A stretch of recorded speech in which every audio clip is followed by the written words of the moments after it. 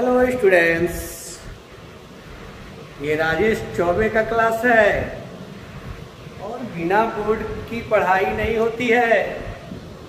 Board पर जब आप देखेंगे तो समझेंगे। आज आप लोगों को हम बताने वाले हैं एज, व्हाट और बट का प्रयोग, और वो भी रिलेटिव प्रोनाउंस के रूप में। रिलेटिव प्रोनाउंस के रूप में एज, बट और व्हाट का प्रयोग आज आप सीखने वाले हैं। तो हेडिंग पहले देते हैं हम, usages of as. Usages of as, कब कब एज रिलेटिव प्रोनाउंस का काम करता है। रिलेटिव प्रोनाउन का काम एज कब कब करता है, ये जानना होगा। सबसे पहला रूल आपको ध्यान में रखना होगा कि ये जो सच है, अगर देख लेंगे कि सच हो और नाउन हो, तो सच प्लस नाउन के बाद, सच प्लस नाउन के बाद एज का प्रयोग किया जाता है। ऐसे ही आप देखेंगे कि सच प्लस नाउन है, इसके बाद आने वाला relative pronoun who, whom, whose, which, that नहीं होगा। क्या होगा? तो एज होगा। देखिए, अगर हम कहते हैं कि she is such a bright blank I like, she is such a bright blank दिया है I like, वह वैसी ही दुल्हन है जैसा मैं पसंद करता हूं। अब यहां हमें रिलेटिव प्रोनाउन लेना है। जैसे ही हमने देखा सच प्लस नाउन, बैठ गया दिमाग में क्या? Who, no, whom, no, whose, no, which, no. तो क्या? तो एज आपको लेना है। She is such a bride as I like, वह वैसी ही दुल्हन है जैसा मैं पसंद करता हूं। अगर हम कहते हैं he is not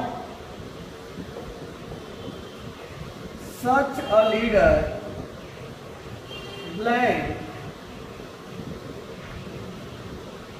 I want,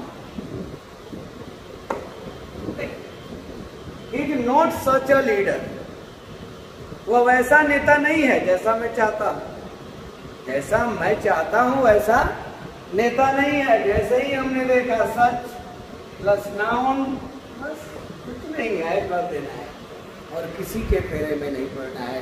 न तो यहाँ हु होगा, न होम होगा, न दैट होगा, न कुछ होगा, बस केवल as.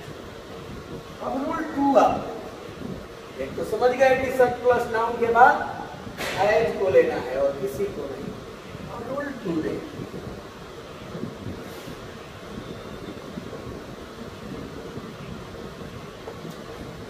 As plus adjective plus noun के बाद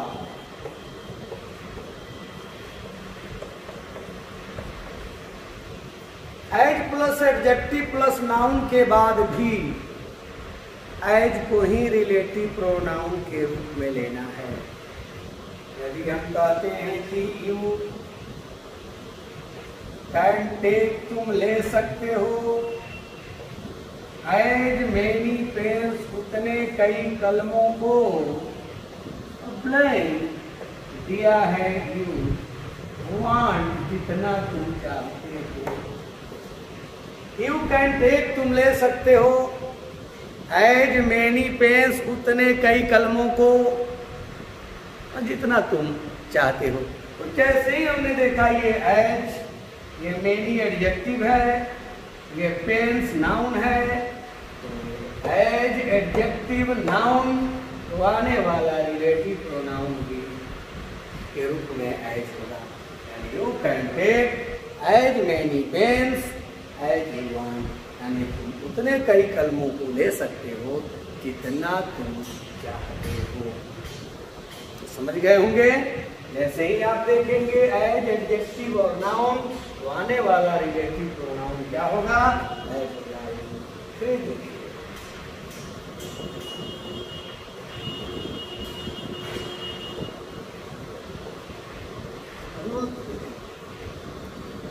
द सेम प्लस नाउन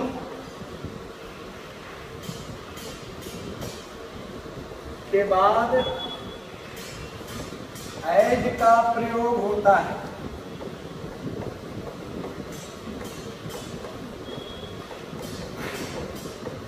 जब वर्ब क्लियर न हो, यानी स्पष्ट न हो। देखिए द सेम प्लस नाउन के बाद एज होता है और डेट भी होता है।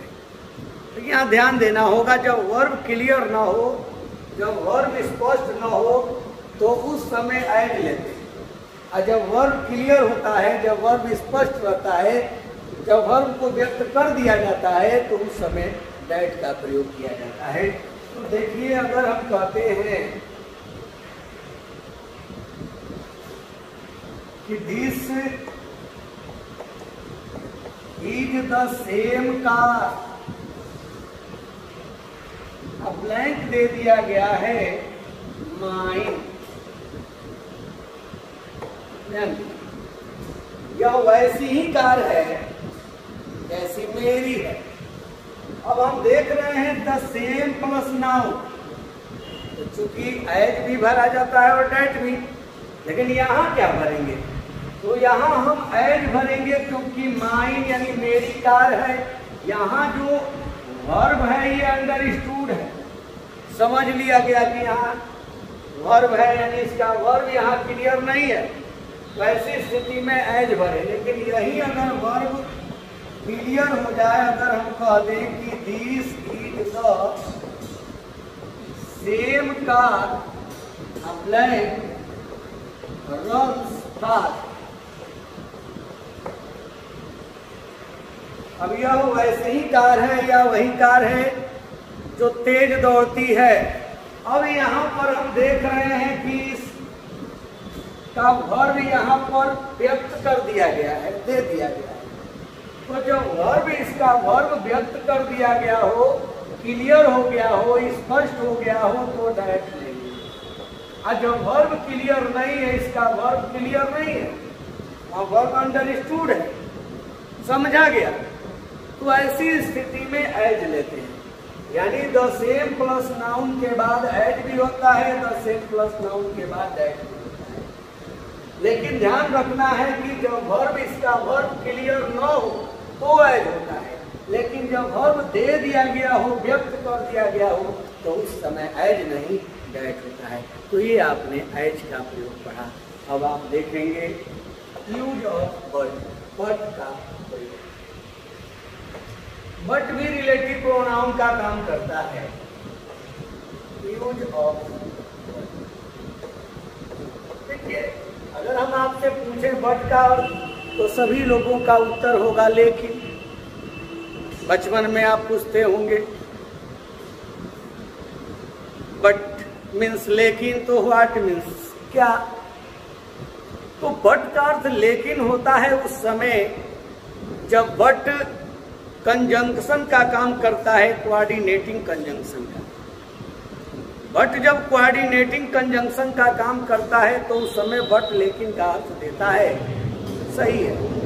लेकिन जब बट रिलेटिव प्रोनाउन का काम करता है तो बट रिलेटिव प्रोनाउन के रूप में अर्थ देता है हु नॉट या विच नॉट का।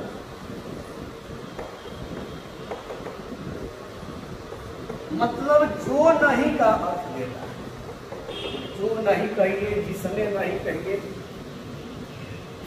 नॉट भी अपने अंदर समेटा रहता है।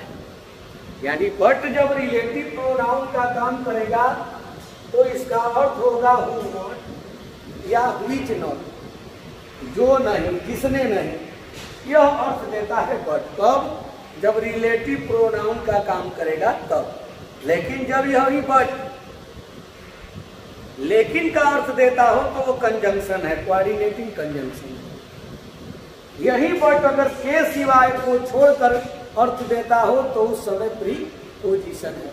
तो अभी हम लोग रिलेटिव प्रोनाउन के रूप में पढ़ रहे हैं, तो बट का प्रयोग रिलेटिव प्रोनाउन के रूप में हु नॉट या व्हिच नॉट के अर्थ में होता है, यानी जो नहीं के अर्थ में होता है। देखिए अगर आप कहते हैं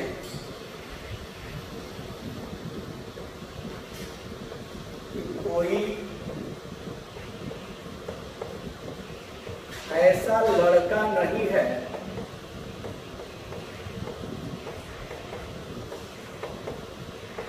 जो मुझे न जानता।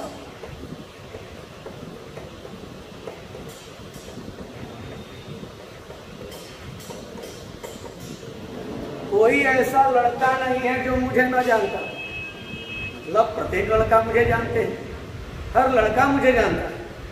तो कोई लड़का यानी कोई ऐसा लड़का नहीं है जो मुझे न जानता हो। एक तो आप ऐसे बनाएंगे कि देयर इज नो बॉय, कोई ऐसा लड़का नहीं है, और बॉय चूंकि ये एंटीसीडेंट ह्यूमन बीइंग है, आप जानते हैं, हु लेते हैं नॉमिनेटिव में, और आप ये सिंपल प्रेजेंट में बनाएंगे कि who does not know me. There is no boy who does not know me, कोई ऐसा लड़का नहीं है जो मुझे न जानता। लेकिन बट के प्रयोग से भी आप बनाएंगे, बट को जब रिलेटिव रूप में लेंगे तो होगा there is no boy but. जैसे ही आपने बट रिलेटिव प्रोनाउन के रूप में ले लिया, ये हु नॉट का अर्थ दे दिया बट। तब बट नो, क्योंकि ये सिंपल प्रेजेंट है तो नोज हो जाएगा, तो बट नोज मीन। इसका भी वही अर्थ आया कि there is no boy but knows me, मतलब कोई ऐसा लड़का नहीं है जो मुझे नहीं जानता है। तो यानी हु नॉट का अर्थ किसने दे दिया? बट। डज है तो डज जा करके नो में मिला, सिंपल प्रेजेंट में वर्ब 5 हो गया, नोज मी तो हो गया there is no boy but knows me, कोई ऐसा लड़का नहीं है जो मुझे न जानता। यही कहते हैं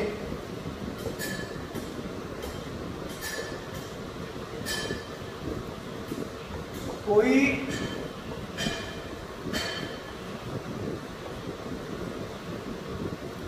ऐसा फूल नहीं है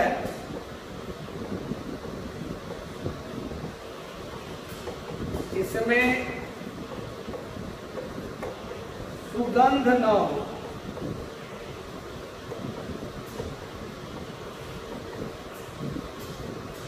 कोई ऐसा फूल नहीं है जिसमें सुगंध न हो। बनाएं there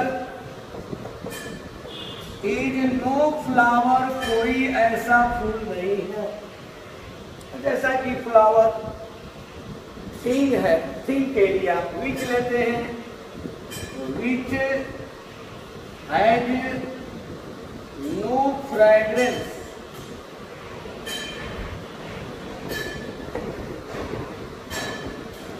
there is no flower which has no fragrance, कोई ऐसा फूल नहीं है जिसमें कोई सुगंध न हो।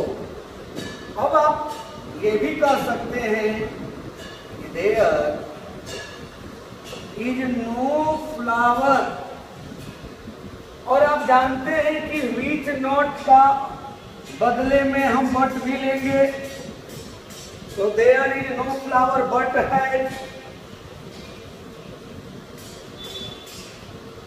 एनी फ्रेग्रेंस, एनी डाल सकते हैं, एनी है फ्रेग्रेंस। यानी there is no flower but has fragrance या बट हैज एनी फ्रेग्रेंस। तो हम देख रहे हैं कि ये बट जो है विच नॉट का भी अर्थ देता है और बट जो है वो हु नॉट का भी अर्थ देता है, यानी जो नहीं जिसने नहीं है। कहने का मतलब थिंग रहे तो भी, ह्यूमन बीइंग रहे तो भी बट का प्रयोग करते हैं और वो नॉट के अर्थ को अपने में लिया जाता है। बट रहने पर फिर अभी हम नॉट नहीं लगेगा, क्योंकि नॉट का अर्थ ये नहीं कहेंगे कि there is no flower but has not any fragrance या नो फ्रेग्रेंस नहीं कहेंगे। तो there is no flower but has fragrance या there is no flower but has any fragrance. आया कुछ समझ में? तो ये बट का प्रयोग था। बट का प्रयोग जो नहीं या इसलिए नहीं के अर्थ में जब होता है तो वो रिलेटिव प्रोनाउन का काम करता है। अब देखते हैं व्हाट का प्रयोग, यूज ऑफ व्हाट।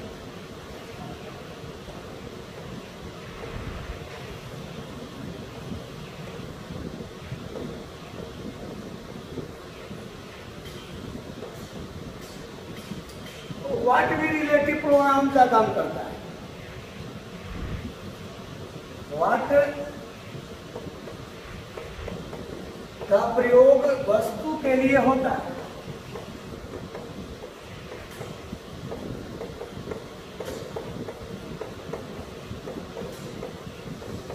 होता है जब एंटीसीडेंट न हो, एंटीसीडेंट न हो लेकिन पता चलता हो कि नहीं यहाँ वस्तु ही कोई एंटीसीडेंट है या होनी चाहिए, तो उस समय हम व्हाट को लेते हैं रिलेटिव प्रोनाउन के रूप में। देखिए, यदि हम कहते हैं कि जो वह कहता है सही है, अब सही है क्या? तो जो वह कहता है तो जो क्या कोई बात कोई चीज, अब यहाँ कोई बात या कोई चीज कोई एंटीसीडेंट नहीं दिया गया है। अगर यही हम कहते हैं कि जो चीज या जो बात वह कहता है, जैसे ही द स्टेटमेंट या द थिंग कोई एंटीसीडेंट आ जाता तो व्हाट नहीं लेते, उस समय तो हम विच या डैट के चक्कर में पड़ जाते हैं। यहाँ देख रहे हैं कि ये जो रिलेटिव प्रोनाउन है इसके पहले एंटीसीडेंट नहीं है, लेकिन ये जरूर लग रहा है कि कोई वस्तु है, बात तो कोई व्यक्ति है नहीं, वस्तु है। तो ऐसे कंडीशन में हम क्या करेंगे, यहाँ रिलेटिव प्रोनाउन हमारा हुआ, एंटीसीडेंट नहीं है, जहाँ एंटीसीडेंट लिख देंगे द स्टेटमेंट द थिंग, तो उस स्थिति में हमारा व्हाट बीच हो जाएगा, डाइट हो जाएगा। तो कहेंगे कि व्हाट ही सेज, जो वह कहता है इज ट्रू, सही है। What he said is right, is true, सही है। यदि हम कहते हैं कि मैं तुम्हें बता दिया हूं जो मैं जानता हूं, मैं तुम्हें बता दिया हूं जो मैं जानता हूं, तो मैं तुम्हें बता दिया हूं present perfect tense, I have told you. अब जो मैं जानता हूं, देख रहे हैं, बता दिया हूं तुम्हें, क्या तो कोई बात कोई चीज या कोई एंटीसीडेंट नहीं है इस जो का। ऐसी स्थिति में हम यहाँ व्हाट लेने वाले हैं और हम कहेंगे व्हाट आई न्यू। लेकिन जब यही अगर कोई कहता कि आई have told you the thing, तो एंटीसीडेंट मिल जाता, और एंटीसीडेंट अगर मिल जाएगा तो उस स्थिति में व्हाट नहीं होगा, वहां तो विच होगा, डेट वस्तु के लिए। यानी व्हाट तब होगा जब इसका जो मैं जानता हूं, तो क्या तुमको जानता हूं? नहीं, जो बात मैं जानता हूं उसको बता दिया हूं, तुम उस बात को बता दिया हूं, तो इसका एंटीसीडेंट नहीं है। और जब भी एंटीसीडेंट न हो तो उस समय क्या करते हैं, रिलेटिव प्रोनाउन के रूप में व्हाट का प्रयोग करते हैं। तो आप लोगों ने रिलेटिव प्रोनाउन के अंतर्गत प्रयोग पढ़ा, who, whom, which, which, that, as, but और but। कुछ और भी इम्पोर्टेंट फैक्ट्स हैं, महत्वपूर्ण तथ्य हैं रिलेटिव प्रोनाउंस के बारे में, जिसे आगे वाले वीडियो में मैं आपको बताने वाला हूँ। अतः आप देखते रहें। धन्यवाद। Thank you.